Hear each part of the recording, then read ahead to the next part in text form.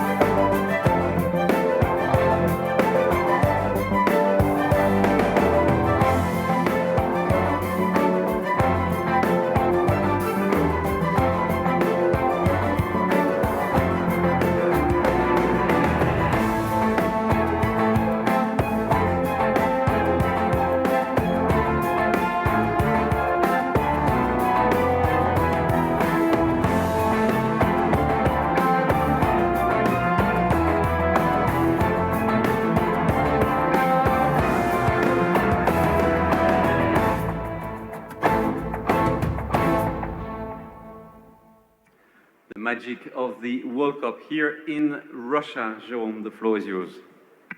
Thank you, Nicolas. Good afternoon. We had the second meeting of the organizing committee. The last one was in March. The next one, by the way, will be in March, but 2016. It was a very technical meeting. We discussed about many, let's say, points of the organization of the World Cup, but as you can imagine, it was a lot about the preliminary draw, as it was about, as you will see later, about the match calendar for the FCC, for the FIFA Confederations Cup, as for the FIFA World Cup.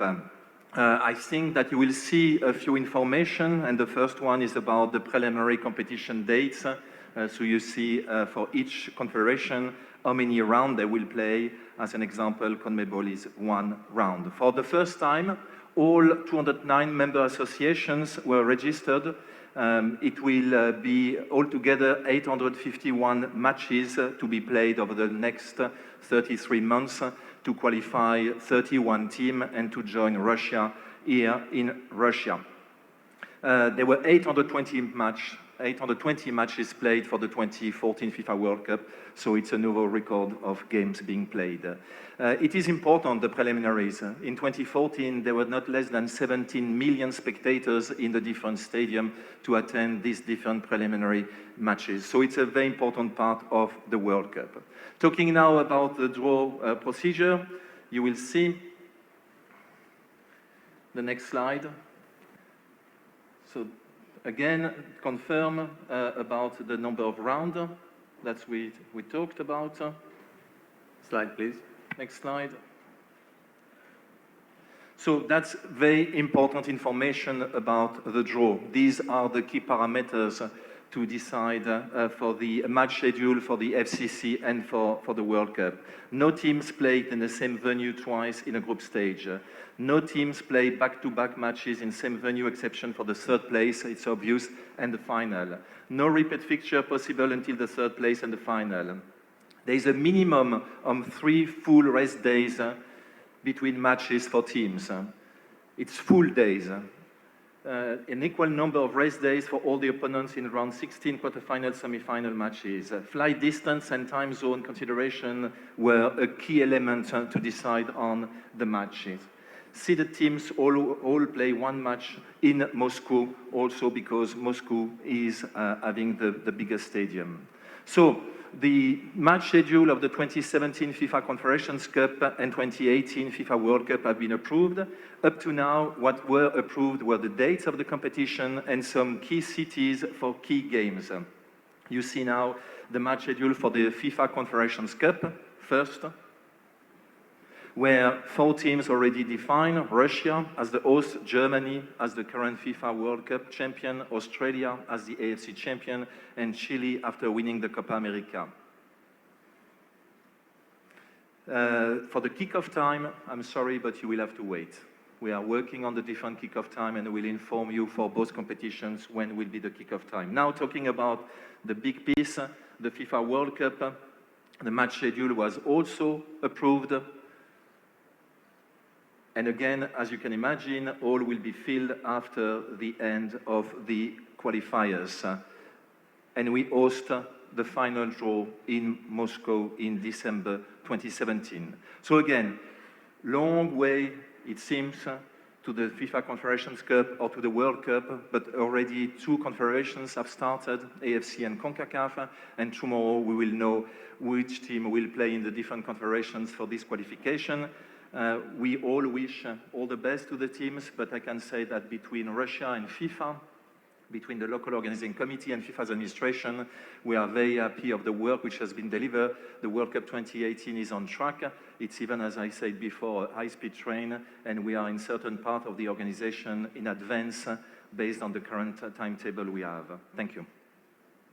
Thank you, Jérôme. I would like, without further ado, to hand over the floor to Minister Mutko. Minister, please. Спасибо. Good afternoon, dear colleagues.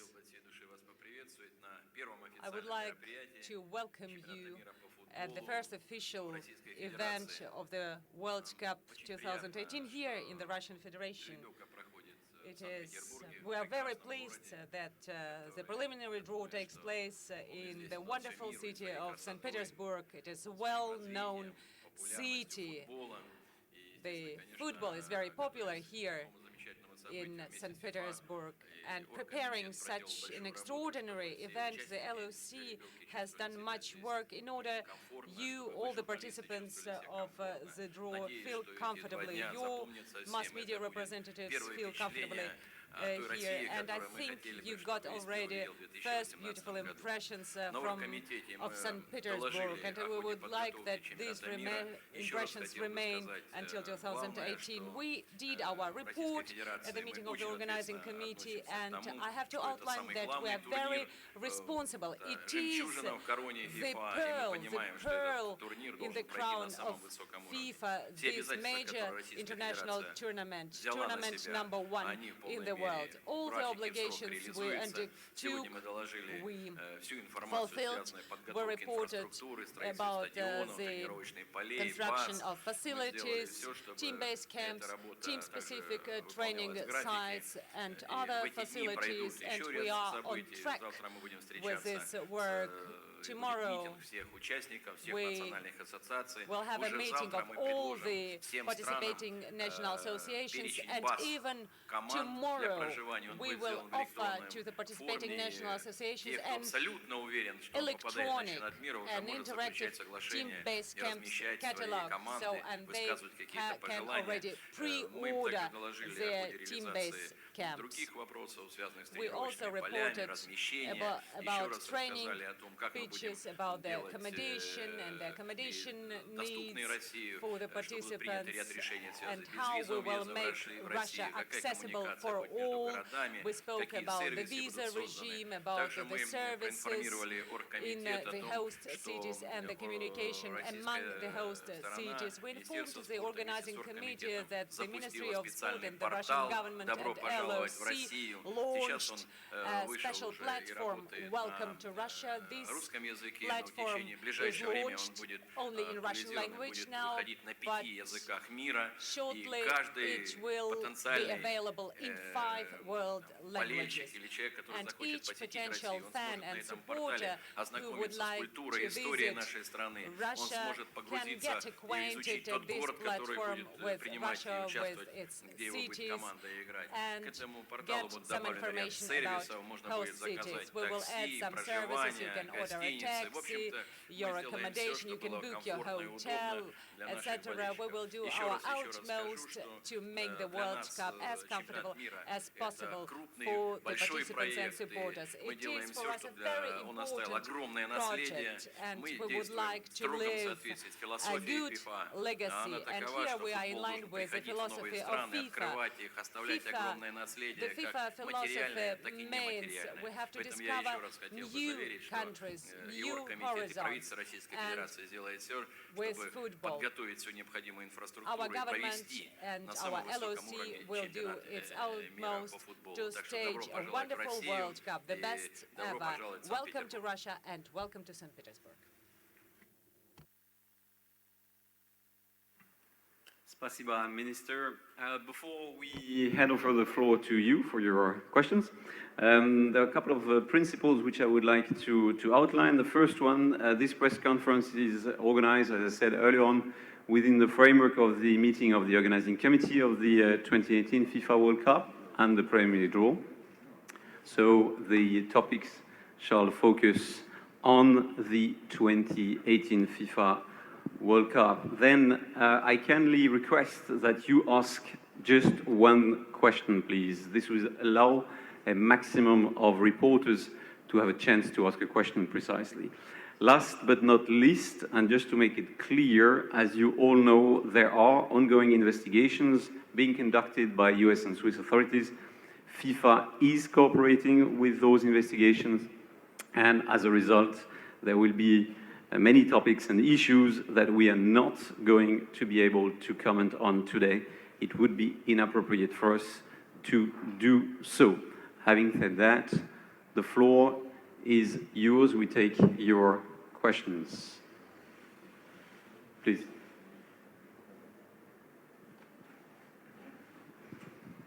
Виталий Леонтьевич, на каком стадионе Minister, the opening ceremony, where will it take place? At VTB Park?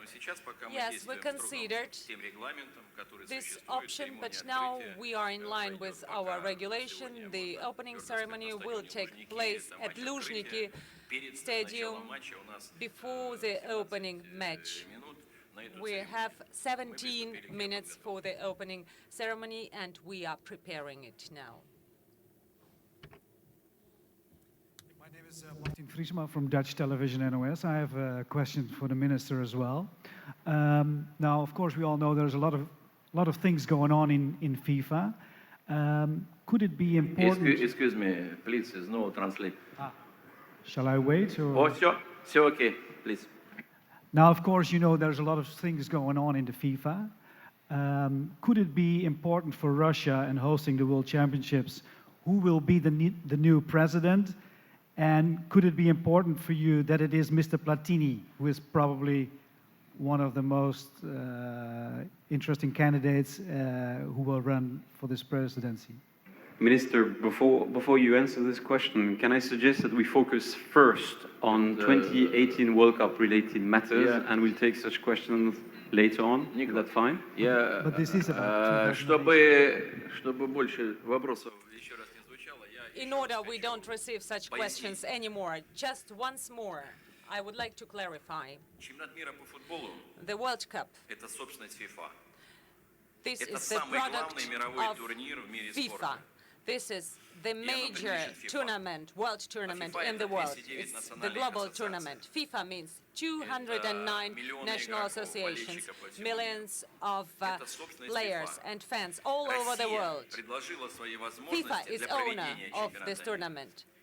Russia offered its potential to stage this tournament. Football is sport number one in Russia. Millions of people play football. We have never ever staged this tournament.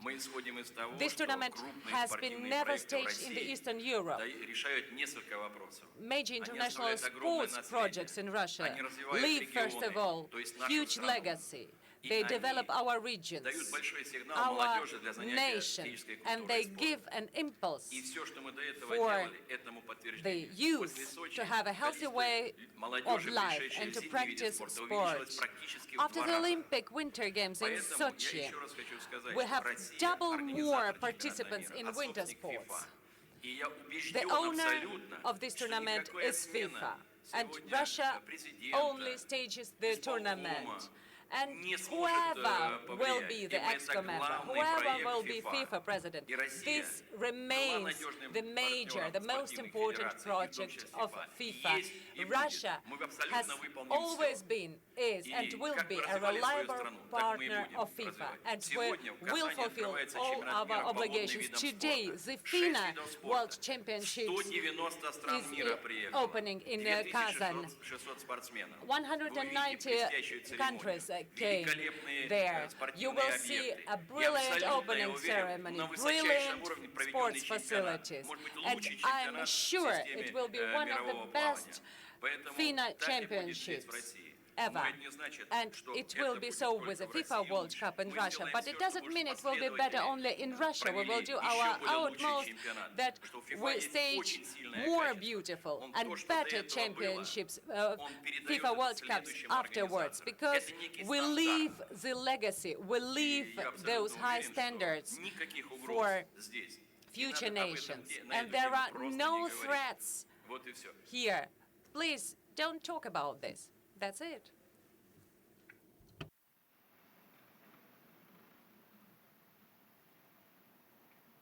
Just behind you. Here. On your left side.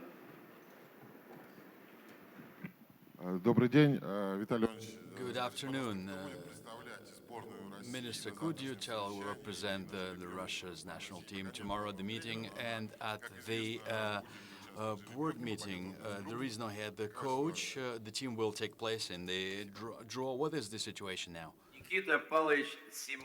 Nikita Pavlovich Simonyan, a great president, great chair, great coach. Him and Mr. Sorokin and yours truly. Next one, please. Yes. Thank you. Graham Dunbar from the Associated Press. About the financing of the World Cup and sponsorship. No sponsor seems to have been signed up since Brazil. You would think so much international media here this week that some sponsor would want to make an announcement here. And the new strategy with space for 20 regional sponsors, no one's been signed up. How far behind schedule are you? At what point does this start being a problem? And given the criticism of people like Visa, is the message being sent out that this is a, I don't want to say a toxic brand, but getting more difficult to associate with the World Cup? I mean, clearly it's not about the World Cup, it's about FIFA. The value of the World Cup is the same. The one of 2014 and the one of 2018, they have the same value. Even I would say 2018 has a higher value than the 2014 because each time it has more value. Clearly, yes, I mean, there were a number of sponsors, mainly three, I would say, and it's three, in fact. It's Coca-Cola, McDonald's, and Visa who were expressed and sent letter to FIFA. As an information, I mean, we sent to all commercial partners, not just the three I've just mentioned. We sent them an update or a summary of all what has happened within FIFA since 2012, since the first reform process started, and all what has been changed within FIFA's administration or around FIFA. what was agreed and what was requested by some of them is to meet. And finally, I think it was 2 or 3 days ago, we received a letter coming from all of them offering to meet all together. So there will be a meeting next month in August between all the FIFA partners, the main FIFA partners and FIFA. At this meeting would be FIFA, but also not only from the marketing department, but also from our legal department to discuss with them. The main point is to make sure from their side that the additional reform process, ongoing reform process, should be and has to be through an independent body. That was discussed between the president of the Confederations with Blatter, and there will be more information about the composition of this task force and how the task force will act in the next weeks. So, answering the second part of your question, definitely the current situation doesn't help to finalize any new agreement. It's a fact, and I'm sure that until the next election, until the 26th of February, there will be not major announcement. Maybe there are few negotiations, ongoing negotiations, at least with two major companies around the world to become and to reach the first level of FIFA's partnership, sponsorship. I don't know if it will be announced before the elections or if it will not be. But clearly, I mean, it is the kind of timing we are looking at. Is it too late? No, I mean, it's not too late. As long as we are doing it in the first part of 2016, it gives another more than a year before the Confederations Cup to activate for the sponsors their program. And the World Cup is only 2018. And you know that a number of partners we have are also partners of other competitions, Olympic Games and other football continental competitions. And most of the time, they really activate their programs when these competitions are over and few, let's say, a year before the World Cup is officially starting.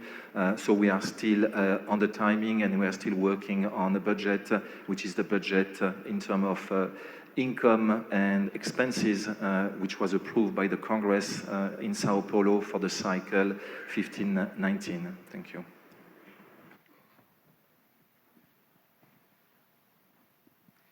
Good afternoon, Jerome. Brian Swanson from Sky Sports News HQ. As a follow-up to that, looking ahead to the next World Cup, the chief executive of... Brian, the microphone. Can you speak a bit louder? Thank you. Hi, Jerome, just over here. The chief executive of Visa has said that FIFA is not living up to the highest standards. You've been General Secretary for 8 years. Will you, like Sepp Blatter, now consider leaving your position? And do you accept any responsibility for the crisis at FIFA? I mean, I will answer briefly your questions because, again, as Nicolas said, there are actions and there are investigations and there are different things happening around FIFA. But firstly, I always said that as the head of the administration, I can be proud of what FIFA's administration has done, and FIFA's administration, I don't think has ever been part of any of the stories which are around FIFA. Including all the commercial agreements we have signed from 2000, and you are talking about my appointment, 2007 to 2015. I've not seen anything which is related to any wrongdoings by the FIFA administration regarding any commercial aspect of FIFA during this period.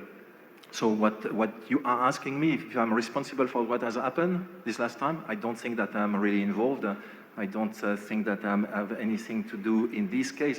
I'm responsible within the FIFA administration for the work which is part of my duty based on the FIFA statutes, which clearly define what is the task of the Secretary General. And the task of the Secretary General is to implement the decisions which are coming from the Congress of FIFA as from the Executive Committee of FIFA. Next question. In the first row, please.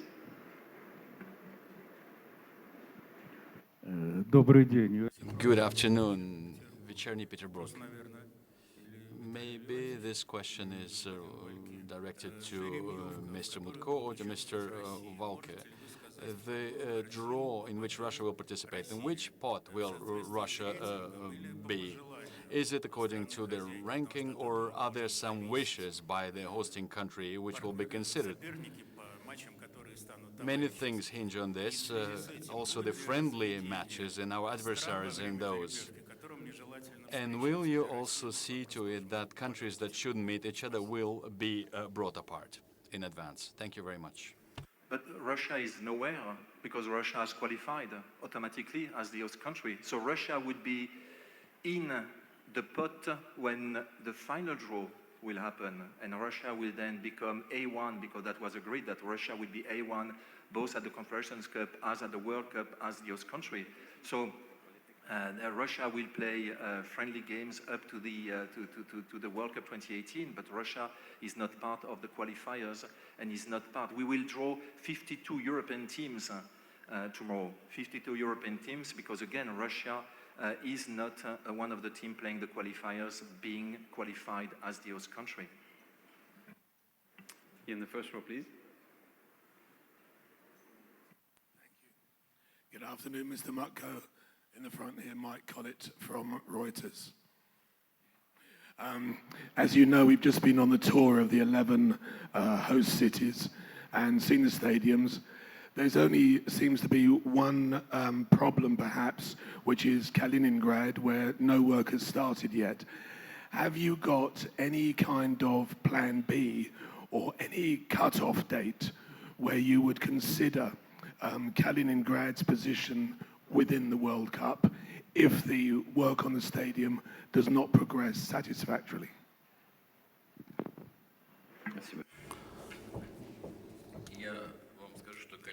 I can tell you this. Kaliningrad will be up to its tasks and duties, and the stadium will be there in time. This is not a reason for any kind of doubts. The technical controls have been carried out. We are within the budget. The contractor, and you have seen the plot of land where the stadium will be constructed. We see no threats whatsoever. This is one of the best contractors, the one who is behind the construction of the stadium in Rostov-on-Don. We have no reasons to be worried. Kaliningrad is one of the elements in the constellation of the pearls, which will constitute the host cities. We have a great program and an interesting concept. We are modernizing the road system. We're finishing the airport, the stadium, the construction of a few modern hotels, 3 training grounds, a couple of base camps. I think it will be a very comfortable city for European supporters. Due to the minimal distance between Western Europe and Kaliningrad, thanks to its location, there are no problems whatsoever. Next one. Good afternoon, St. Petersburgские ведомости. I have a question as to the composition of the teams in cities. Are you going to use the same principle as in Brazil as to the transfers? Every group match all the group matches take place in 6 cities, as I was able to notice. What is it determined by? Wouldn't it have been better to determine them in 3 groups? And another question related to this. The unequal, uneven distribution of cities and matches. Ekaterinburg and Kaliningrad, Saransk and Volgograd won't have playoff matches to speak of. And what is it determined by? Thank you. Again, when you do a match schedule as it is here, I mean, you cannot divide the 64 games with the same number in the same cities. You're also taking into consideration the size of the stadiums when you reach the second part of the competition. So I think that it is, Brazil was a bit different because Brazil was a huge country and we decided, or it was decided by Brazil to cover the whole country from the Amazonia to Porto Alegre. And between these 2 parts of the country, there were more than 6 hours flights. So that's why there was a wish to divide in 4 parts the country and to allocate teams to avoid that they will be traveling a lot. Here in Russia, the 11 host cities are quite close, and there is no real issue of traveling between the host cities. So what we have done is that we are working with the local organizing committee and to make sure that there was a fair distribution of the different teams or the matches for the time being. We will know the teams after. But that, again, I mean, there was a decision, a clear decision, that the opening game should be in Moscow at the Luzhniki Stadium between Russia and another one, and that the final should be also at Luzhniki Stadium. And then we took the main two cities for the semi-final, again, St. Petersburg and Moscow. So it is something which is quite similar to all what we have done, but we took consideration, you have seen on the slide, in order to protect the team and to make sure that each team will have the same level of rest and each team will have a chance to play in the big city when it's about Moscow. Next one, please. Ben Romsby. Hi, question for Jerome. Just leaving aside what's actually going on at FIFA at the moment, the very fact that we'll have a new president in February, do you accept that that means that we will also have a new general secretary for sure, just because of the change and the handover of power? And if that is the case, what will your plans be post-FIFA? If I would be the next FIFA president, I will take a new general secretary. So yes, I mean, whoever becomes the FIFA president should have a new secretary general, because it's the most important relationship for any organization. Whomever becomes the chairman of a company should appoint his CEO, and that's key, and maybe some other key functions within the institution. And what is about my future, I would say that at least I can have some privacy in regards of whatever questions you are asking, and what I want to do of my life is just a question about me and myself. We take the last three questions, please. One over there. George? Can we have a microphone at the back? Yes, please. There you go. Thank you. Good morning. Jorge Rodrigues, Sport TV. Comparing to Brazil, Jerome, how is Russia right now? With 3 years to go, how is Russia right now? It's amazing when you end something you forget about and you just look at what's next, and you don't often look to the past. I mean, Brazil was a success, and Russia has to be a success. I would say that there was more, maybe it was a bit more tense, and there were more problems, and we were facing more, let's say, yes, issues in Brazil at this period of time, as we faced some problems even a few days before the beginning of the competition, as you know.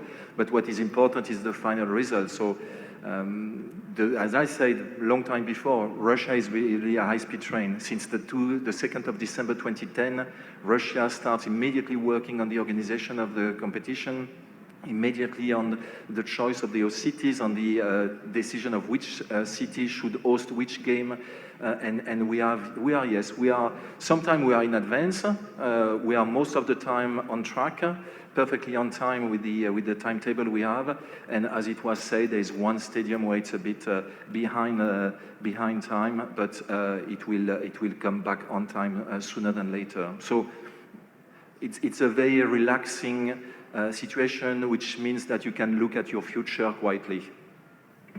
Two more. Martin?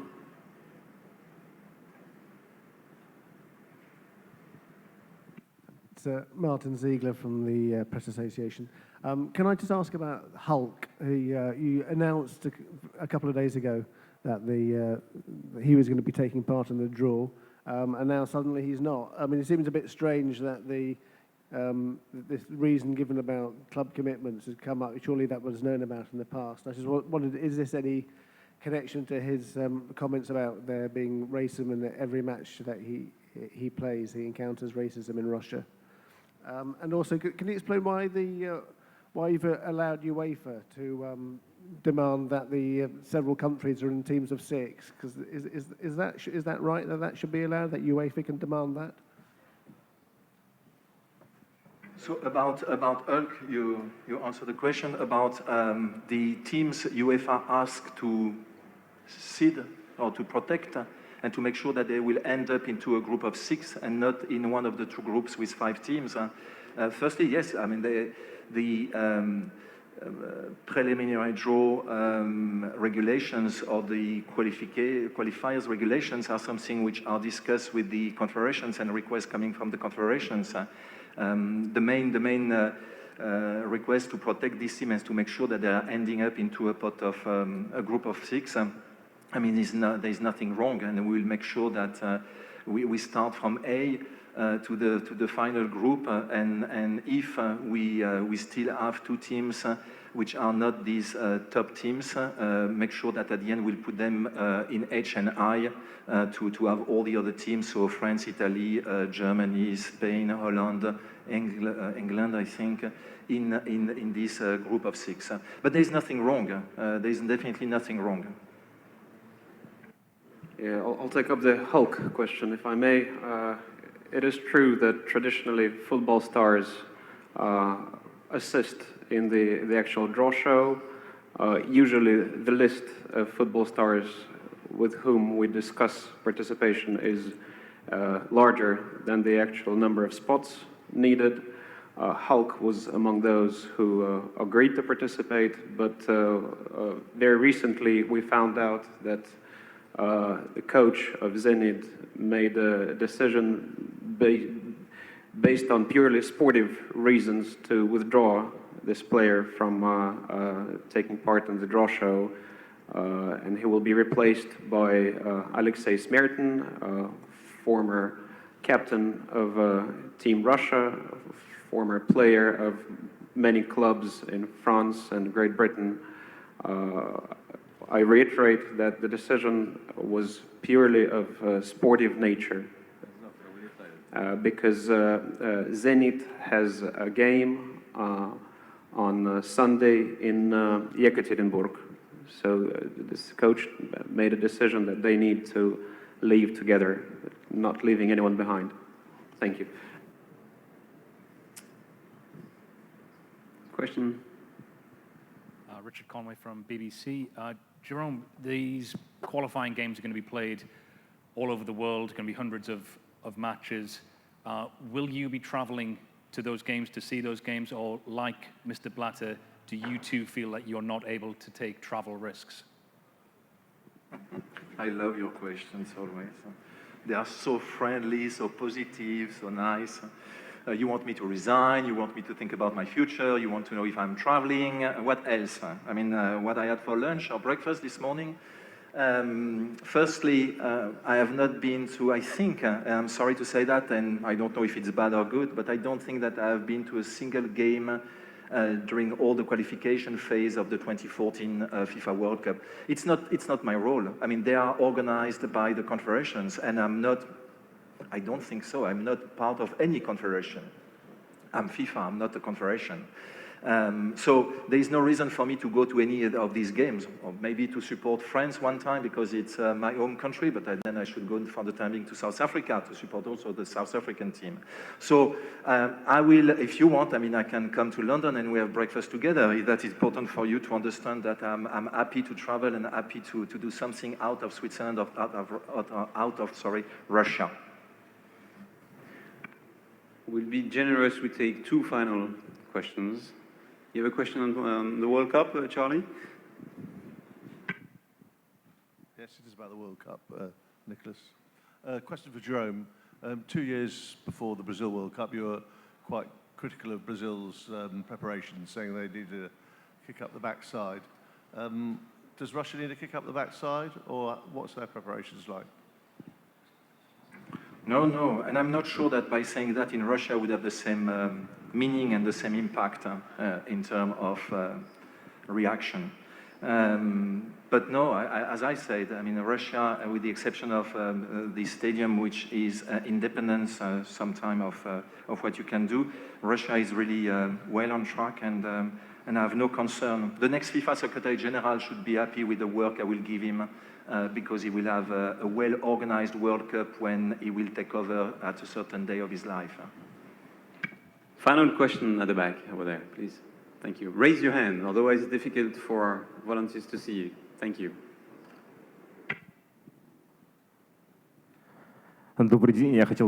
Good afternoon. I would like to direct my question to Alexei Sorokin and Alexei Leonidovich. sports minister of Russia, your neighbor at this table, said some time ago that most Russian citizens will somehow participate in the preparation to the World Cup.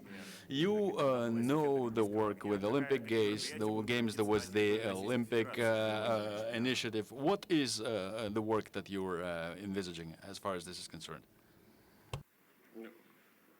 Спасибо за доверие. Thank you for your trust. I have some limited experience in Olympic projects. I wasn't part of the organizing committee in Sochi. If this is what you're referring to, we will have many initiatives, many projects around the World Cup. If we're speaking about mass events, there is the Cup Tour organized by Coca-Cola with the specific rights based on the contract. There will be other parallel initiatives which will hopefully attract attention to the World Cup. One of the ideas was launched just now. This is the fans portal with all the information about the tournament. It is the nearest event, 1,000 days before the initial whistle in September of Moscow, on the 18th to be precise. It will be launched in Moscow and other cities, so you can witness it yourself. Thank you very much. This concludes our press conference. However, we make just a short break because in a couple of minutes, my colleague Katia Touton from the LOC, she's Communications Director of the Local Organizing Committee, as you know, she will be back here on stage for the launch of the 2018 FIFA World Cup Philatelic Program. Stay with us. Thank you.